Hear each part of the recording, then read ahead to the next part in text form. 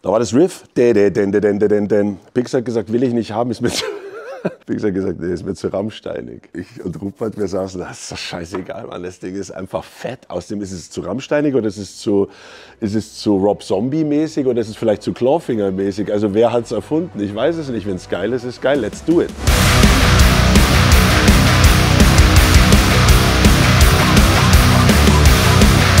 Natürlich lässt mich das total kalt. Ich bin 56 Jahre, ich habe alles gesehen und erlebt. Da haut mich doch nichts mehr aus den Latschen. Eine Eins, eine goldene. Ich bin immerhin bis jetzt, also wir Eisbrecher sind ja die zweimalige ehemalige Nummer 1 der deutschen Albumcharts. Das muss man sich mal reinziehen. Und der Plan ist tatsächlich jetzt zur dreimaligen ehemaligen Nummer 1 der deutschen Albumcharts zu werden. Das ist mein ehrgeiziges Ziel. Das wollte ich weltweit erreichen. Dreimal Nummer 1 in den deutschen Albumcharts. Habe ich nichts dagegen. Also, es macht nichts, wenn man das nicht schafft, wenn man gegen Lady Gaga verliert oder andere große Metal-Acts. Aber ich sag mal so, it's a nice to have. Lässt mich das kalt? Natürlich nicht. Das Baby ist jetzt draußen, das ist jetzt exakt zu dieser Stunde einen Tag alt. Und man will natürlich, dass die Message so gut wie möglich unter das Volk gebracht wird, dass das Baby so hoch wie möglich hüpft, dass es so erfolgreich wie möglich wird. Warum? Weil so viele Leute so viel geleistet haben. Würde mich einfach freuen. Fürs Team und für die Sache. Es spielt überhaupt keine Rolle, ob es mir schwer oder leicht fiel, weil es ist einfach passiert. Alles hat seine Zeit, unsere war vorbei. Man trennt sich nie, weil man sich so unfassbar lieb hat, sondern man hat sich auseinanderentwickelt. Dann geht es darum, wer kriegt das Haus, die Kinder, den Hund und die Aktienpakete. Das haben wir alles fair gelöst. Und so stand ich dann mit dem Baby allein da, mit dem Kinde, mit dem Eisbrecher. Und dann machst du einfach weiter, aber es kommt der Tag, wo dir plötzlich klar wird, verdammt nochmal, da ist nicht nur der Partner gegangen, da ist ja auch ein wichtiger Mann gegangen. Der Produzent, der Sounddesigner, das war der Mann, der dem Eisbrecher diese spezielle musikalische Note gegeben hat. Und da wird dir erst so richtig klar, wow, der war echt wichtig. Und ich kann zwar schön reden, ich kann auch ein bisschen singen und ich kann die Band auf der Bühne auch wirklich, glaube ich, als Frontmann gut verkörpern. Also ich kann gut den Frontkasper geben. Aber tatsächlich, da war mir dann erst klar, so auf halber Strecke irgendwann im September 2024, wie geht denn das? Hast du in Wahrheit keine Ahnung, weil als ich früher gesagt habe, du Pix, kann ich dir was helfen? Sagte der immer, du sei schön, aber geh mir aus dem Weg. Ich kümmere mich um alles. Und zum Glück habe ich den Henning getroffen. Und so haben wir am Ende, einige Produzenten gut mitgearbeitet, sonst hätte ich das nie schaffen können. Auf Deutsch gesagt, Songs kannst du schreiben, Ideen kannst du haben, aber ich wäre an der Logistik, an der Machbarkeit gescheitert, wenn ich nicht einen neuen Produzenten oder ein Produzententeam gefunden hätte. Boss des Ganzen ist Henning Verlage, Topmann Henning, hey. Vielen Dank, hast mir den Arsch gerettet. Und auch Christoph Wiczorek von Anisokay hat mitgewurschtelt. Julian Breuker hat mitgewurschtelt. Und das sind Top-Leute, also Leute aus dem Metalcore-Lager, machen mit Leuten aus dem Unheilig- und Eisbrecher-Lager. Alle machen zusammen gemeinsame Sache und am Ende klingt es wie das neue Album eben klingt. Glück gehabt, aber es hat wohl so sollen sein. Ich war wohl brav und habe aufgegessen. Das Konglomerat war so nicht geplant. Wir haben ja schon immer mit vielen Leuten gearbeitet. Aber dieser Stamm hat sich jetzt um 1, 2, 3 Personalien erweitert. Ich sagte schon Christoph Wiczorek und Julian Breuker war auch bei Liebe macht Monster schon an Bord. Eigentlich ist es der Christoph Wiczorek, der dazu kam. Den hat der Rupert kennengelernt, weil Christoph Wiczorek Antitype produziert hat. Und witzigerweise auch die letzte Alive Divided Platte, glaube ich, hat da auch seine Hände im Spiel gehabt. Jürgen, unser Gitarrist, hat ja noch eine Band. Also es ist alles ein Kosmos von Leuten, die man kennt, über die Band kennt und da hat sich eigentlich nichts geändert. Also man geht nicht her und sagt, jetzt will ich aber mit Rick Rubin arbeiten. Also man geht nicht da raus in die Welt und sagt, ich möchte jetzt mit den besten und gefragtesten, dicksten Namen arbeiten, weil das wird dann bestimmt ganz toll. Sondern man arbeitet mit Leuten, mit denen man sich wohlfühlt. Also der Faktor Wohlfühlen ist für mich immer noch der wichtigste aller Faktoren. Sehr gute Frage. Marc? Schnell! Bevor ich lang über ihn rede, darf er selbst sprechen. Ich leide hier, wo ist denn mein Mikro? Irgendwo muss eins sein, da. Also ich stelle mich so hin und du sprichst an die Kamera. Die Frage war, warum bist du überhaupt bei uns gelandet? Wo kommst du her und wie geht's dir so? Ja, also oder? Ja, so. Ja, bitte. Da reinschauen und da rein sprechen. Ja, also ich hatte seit 2007, so eine Rockshow, so eine Metal-Rockshow. Das ging los im Schwimmbadclub Heidelberg, so ein renommierter Club. Da haben früher auch Nirvana auf ihrer ersten Tour, Green Day gespielt und so weiter. Und wir haben uns zum 10-jährigen Jubiläum überlegt, da irgendwie was ganz Besonderes zu machen und haben gedacht, wir fragen den Alex Weselski von Eisbrecher, ob er da für uns irgendwie 5 Songs mitsingen würde und so als Special Guest, und so haben wir uns kennengelernt. Das erste Mal dann quasi getroffen. Wir haben da halt so ein Repertoire von 30 Songs etwa. Alex hat da 5 Songs gesungen und das ist dann auch relativ spontan. Nachmittags trifft man sich, probt die Songs und abends hat man halt den Spaß auf der Bühne und es kommt, wie es kommt halt. Vieles passiert natürlich, wie man es geprobt hat, aber es ist halt dann auch spontan. Das macht halt auch die Session-Band aus. Ja, und wir hatten eine gute Chemie und so bin ich. Ja, wir wollen ja nicht, dass er mir die Show stiehlt. So, das war Marc Richter, meine sehr geehrten Damen. Bravo, gut gesprochen. Hey. Ja, und ich habe damals gesagt, total sympathischer Typ, Gitarrenhexer, also spielt auf der Bühne optisch, visuell unglaublich stark. Sag ich, hey, wenn ich irgendwann, sollte ich mal in einer anderen Band landen oder irgendwas, geiler Typ, mit dir würde ich gerne mal in einer Band spielen. Also nicht nur mal einmal im Jahr in der Coverband. Und siehe da, ich habe mich erinnert und es kam, wie es kam. Schicksal. Ja, ich weiß gar nicht, ob es möglich ist oder war, dass meine Sicht auf die Welt noch pessimistischer werden kann. Also seit ich das erste Mal über die Welt nachgedacht habe und in mein erstes Geschichtsbuch reingeglotzt habe, da war ich wohl so 7 oder 8. Opa hat mir immer so Geschichtsbücher vor die Nase gelegt. Er hat gesagt, das ist der und der mit dem großen, breiten Hut, das ist Napoleon. Und da war mir schon klar, irgendwas stimmt nicht. Also meine Sicht auf die Welt ist und bleibt, was bin ich, ein optimistischer Pessimist oder ein pessimistischer Optimist? Also bei mir ist das Glas auf alle Fälle nie halb voll. Wenn es halb leer ist. Nee, es ist definitiv leer. Was hat sich geändert? Seit 2020, sage ich mal, also seit dem, gab es den großen Corona-Knall, wir erinnern uns, vor wenigen Tagen hat sich's gejährt, dass die WHO damals den Pandemiefall ausgerufen hat. Also ich meine, für Künstler konnte es ja nicht scheiße laufen. Da kam eine Pandemie, danach kam die ganze Ohrfeige noch hinterher. Was darf ich eigentlich noch sagen? Darf man noch was sagen? Darf man noch wer sein? Darf man noch provozieren? Muss ich ihm um Erlaubnis fragen? Guten Tag, darf ich Ihnen die Hand geben, gnädige Frau, oder zeigen Sie mich gleich an? Also wir leben schon in maximal bekloppten Zeiten. Krieg ist auch auf einmal nicht mehr irgendwo auf der Welt, wo man sagt, mein Gott, Krieg, hey, keine Ahnung, wir spenden mal ein paar Heckler und Kochs, sondern jetzt ist er vor der Haustür und plötzlich geht uns Krieg was an. Ne? Es war immer Krieg. So viele Leute sagen immer diese beschissene Floskel. Na, wie geht's? Alles gut? Nee, alles gut. Scheiß drauf. Es war noch nie alles gut. Nicht einmal seit der Mensch diesen Planeten nervt mit seiner Präsenz. Und da versuche ich natürlich immer ein bisschen gegenzuhalten. Ich muss meine eigene Wut kanalisieren. Ich muss ich gucke Nachrichten, ich lese die Zeitung. Ich kann ja nicht jedes Mal meinen Fernseher aus dem Fenster schmeißen. Ich meine, es waren schon so viele, aber es geht langsam ins Geld. Und ich kann auch nicht jedes Mal rausgehen und blindwütig Bäume ausreißen oder Sachen die Mülltonne treten, sondern es muss irgendwo hin. Zum Glück hat mir der Herrgott die Möglichkeit gegeben, das in Texte zu packen, in einer Rockband zu spielen, und da kann man ganz ordentlich Dampf ablassen. Und ich denke, diese Themen, die wir da gepickt haben, das sind schon alles Themen, die mir sehr auf der Seele lagen. Das ist einigermaßen kompromisslos, würde ich sagen, denn es sind meine Themen. Als Pix noch in der Band war, gab es oft den Punkt, wo man sagt, das gefällt mir nicht oder das würde ich jetzt so nicht sagen, wie es halt in einer Beziehung so ist. Da müssen schon beide es wollen, 100% oder 0%. Der eine will nach Ravenna und der andere will auf den Mount Everest. Ja, schwierig, da wird man sich entscheiden müssen und man hat nur einmal Urlaub im Jahr.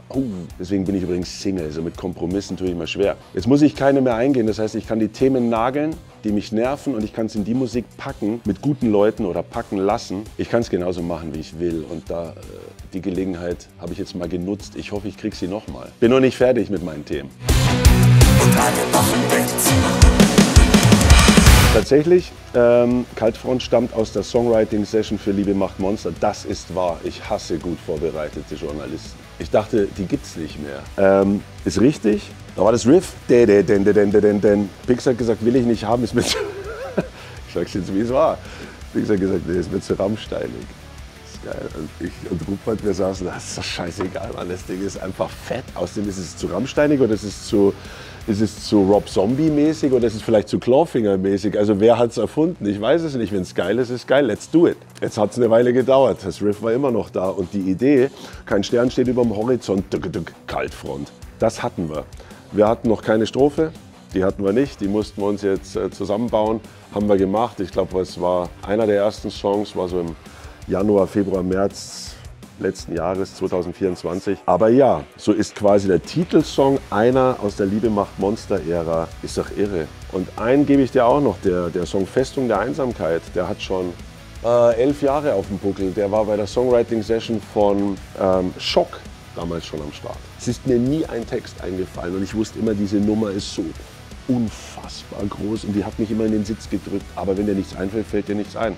Schönen Gruß an Benjamin Schwenen, der hat damals die Musik dahergebracht. Und zack, bumm, eines Tages sitze ich da, denke an Superman, Festung der Einsamkeit und plötzlich war es so einfach, ging blitzschnell. Da sieht man mal, ich habe keine Kiste, die ich mit mir rumtrage. Die Kiste, die ich mit mir rumtrage, ist exakt die da.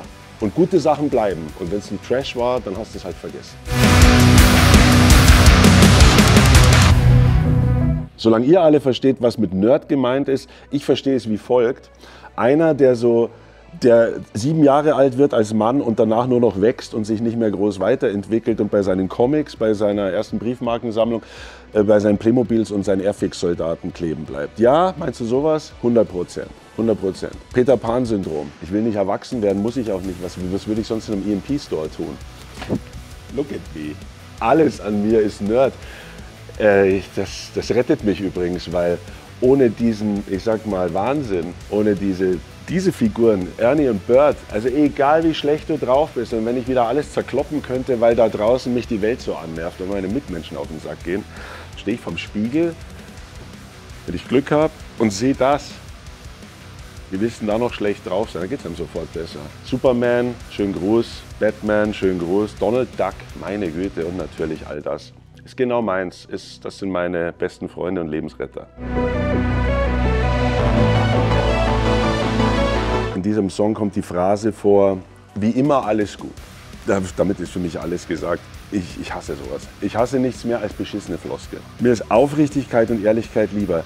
Wenn allerdings die Menschen meinen, aufrichtig scheiße unfreundlich zu sein, also eine aufrichtige miese Laune an der Supermarktkasse oder jemand, der mir einfach die Tür ins Gesicht schmeißt, das finde ich natürlich hochaggressiv und scheiße und sowas regt mich auf. Das brauche ich auch nicht. Also im Zweifelsfall, wir haben ja oft als Deutsche die Attitüde, immer alle anderen zu beurteilen, ohne uns selbst mal zu hinterfragen. Das Kehren vor der eigenen Haustür fällt uns schwer. Da fehlt uns irgendwie eine kritische Selbstdistanz. So stehen wir Deutschen gern da und sagen, der Franzose, ach, den mag ich nicht, weil der ist arrogant. Ach, der Amerikaner, der ist mir zu oberflächlich. Aber ein oberflächlich freundlicher Amerikaner, der mir an der Supermarktkasse sagt, hey, how you doing? Und ich sage, thanks, how are you? Man hat weder die Frage beantwortet und so weiter, man geht freundlich miteinander um. Das ist mir im Zweifelsfall absolut lieber als eine durchgezogene, konsequente Scheiße-Draufigkeit und Schlechtlaunigkeit, so à la Germany. Also a friendly face makes a big difference. Übrigens, Lemmy, glaube ich, hat mal gesagt, es gibt keinen Grund auf der Welt, um seine Scheißlaune an anderen auszulassen. Und das unterstreiche ich 1000%ig. Man könnte es auch nochmal abkürzen, es heißt komm klar. Und Everything is Wunderbar ist natürlich der Song der Stunde, weil nichts jemals wunderbar war, weil noch nie immer alles gut war und weil es auch nie so sein wird, außer wir strengen uns mal mächtig an. Es ist also ein hohes Ziel, dahin zu kommen. Ich lade uns alle dazu ein. Dazu gehört für mich zum Beispiel auch mal der gute alte Satz, Frieden schaffen ohne Waffen und so weiter. Aber that's another story. Nee, es ist kein Pakt mit dem Teufel, weil es ist an mir zu entscheiden, wie viel ich preisgebe, mit wem ich arbeite, wie oft ich das tue und was ich dann da tue. Und vor allem geht es auch darum, was ich sage. Wenn ich an mir selbst feststelle, dass ich gewisse Dinge, die ich sagen wollen würde, auslasse, weil ich bei einem Medium A bin, das eine Zielgruppe B erreicht, dann muss ich mich selber fragen, was mache ich da eigentlich? Also entweder spreche ich für mich und habe eine grundsätzliche generelle Haltung, es geht mir also um was, oder aber ich versuche mich medienwirksam, verkaufsfördernd immer wieder in den richtigen Wind zu biegen. Da bin ich aber nicht Söder genug. Da bin ich auch nicht Fähnchen im Wind genug. Das ist mir auch zu scheißegal. Medien sind nicht das Problem, Mediennutzung ist das Problem. Solange ich der Boss bleibe, solange ich das kontrollieren kann, ist alles gut.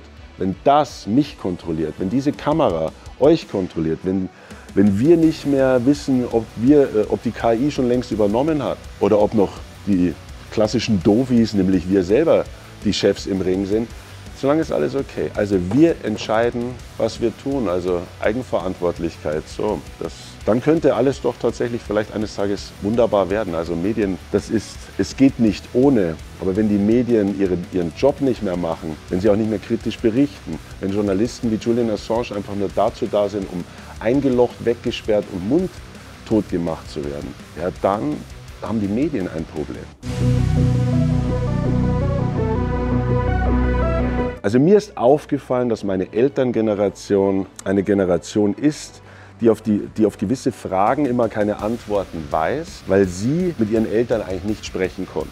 Also das wäre quasi die klassische Kriegsgeneration, in meinem Fall Oma und Opa, man hat nicht gesprochen. Da gab es die Stunde Null und danach wurde über nichts mehr geredet, da ging es nur in eine Richtung und davor war nichts. Über Gefühle wird nicht gesprochen, über Ängste wird nicht gesprochen, über Traumata wird nicht gesprochen. Sowas wie Burnout gibt es nicht, den hatten gefühlt irgendwie alle. Und alle waren schwer traumatisiert. Und meine Elterngeneration wiederum ist die nächste Generation, die dann sagt, ja, also irgendwie, ich hätte meine Mutter und meinen Vater gerne vieles gefragt, aber man hatte auch, das war überhaupt nicht drin. Und jetzt kommen wir quasi aus einer Situation, komisch, wir können nicht reden, man tut das nicht.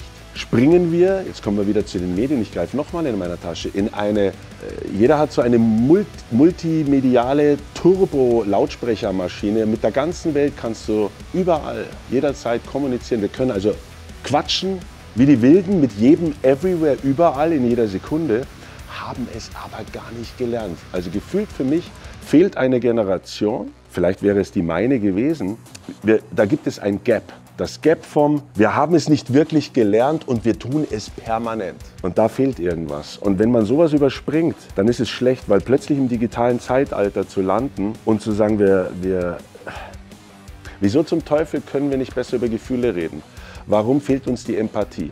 Warum können wir unseren Kindern sagen, ihr sollt es mal besser haben? Warum können wir immer sagen, lerne das, dann verdienst du mehr Kohle? Wir haben für alles immer einen Plan. Aber die Frage zu beantworten, Mutter oder Vater, warum habe ich Angst? Warum geht es mir nicht gut? Warum habe ich alles Geld der Welt und bin trotzdem nicht glücklich? Das wäre mal schön, darauf Antworten zu finden. Und das ist scheiß schwierig, denn wie gesagt, wenn ich meine Eltern heute frage, dann gibt es ein langes Überlegen und man sagt, oh, schwierig. Scheinbar scheint es immer noch schwierig zu sein und wir können uns nicht einfach retten in ein massenmediales, digitales Gedudel und Gelaber und KI wird es für uns richten. Wenn die KI für uns die Antwort bringen muss, warum wir nicht gelernt haben, miteinander zu reden, dann können wir auch gleich den Knopf drücken. Dann war's das. Dann haben wir verloren. Auf keinen Fall sehe ich mich als Therapeut für den Hörer, es sollen sich alle gefälligst selbst therapieren. Also wir dürfen ja auch alle wählen gehen, oder? Wir leben in einer Demokratie, dann erwarte ich auch Eigenverantwortlichkeit. Ich würde auch von unseren Chefpolitikern Merz und Co. und anderen erwarten, dass sie mal erkennen, was sie für durchgeknallte Irre sind und sich vielleicht mal behandeln lassen. Und das erwarte ich aber von jedem Mitbürger. Nimm mal einen Besen, durchleuchte dich mal ehrlich. Du brauchst nicht gleich einen Psychoklempner, du kannst dich auch mal mit einem Freund oder einem Bekannten unterhalten, wenn du es denn weißt, wie es geht. Und dann kannst du mal sagen, oh ja, das sind meine guten Seiten, das sind meine schlechten Seiten. Wir können also alle miteinander, jeder für sich kann an sich arbeiten. Ich versuche jeden Tag ein bisschen weniger scheiße zu sein als gestern. Das ist mein Lebensplan. Kann auch irgendwann auf meinem Grabstein stehen.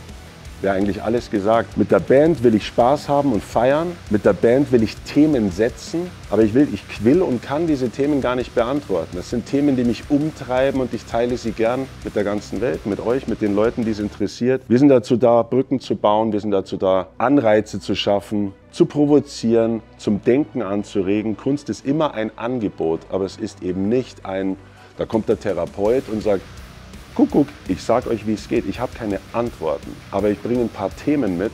Und natürlich kann jeder davon ausgehen, dass ich diese Themen aus gutem Grund mir ausgesucht habe, weil sie aus mir kommen. Und ich denke, bei vielen Dingen gibt es da draußen eine Menge Leute, die es ähnlich empfinden wie ich. Und so ist so ein Konzert eben ein Treffen von Menschen, die einem gleichen, es leben die Anglizismen, Mindset anhängen. Man fühlt sich gut in einer Gruppe. Plötzlich ist eine Gruppe auch mal was Gutes, finde ich gut. Ja, das ist wirklich eine sehr gute Frage, weil er genau das aufs Korn nimmt.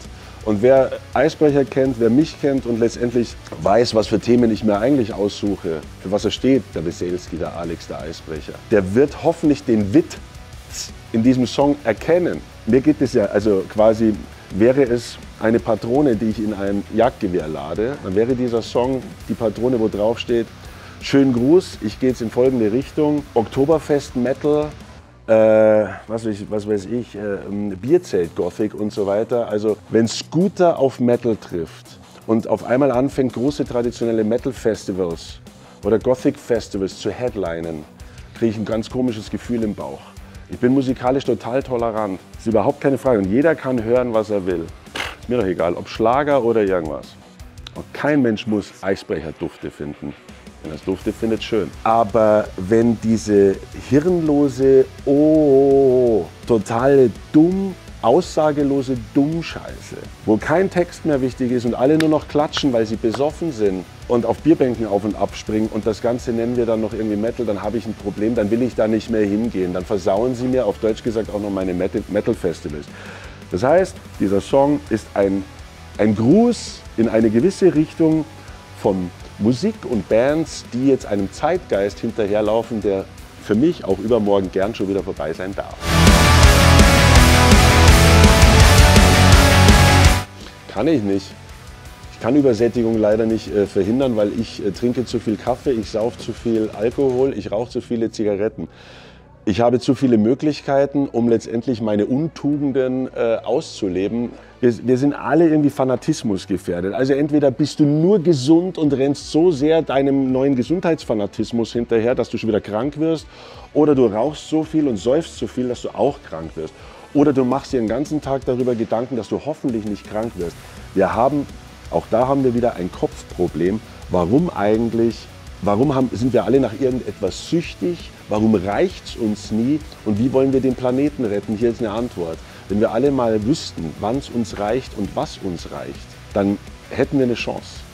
Aber die Religion, der wir alle anhängen, heißt Wachstum, mehr.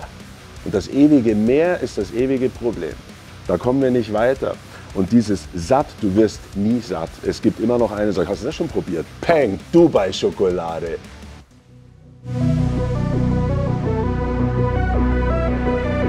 Naja, also wir haben Marc Micky Richter an der Gitarre, ganz neu. Letztes Jahr haben wir nicht viele Shows gespielt in 2024.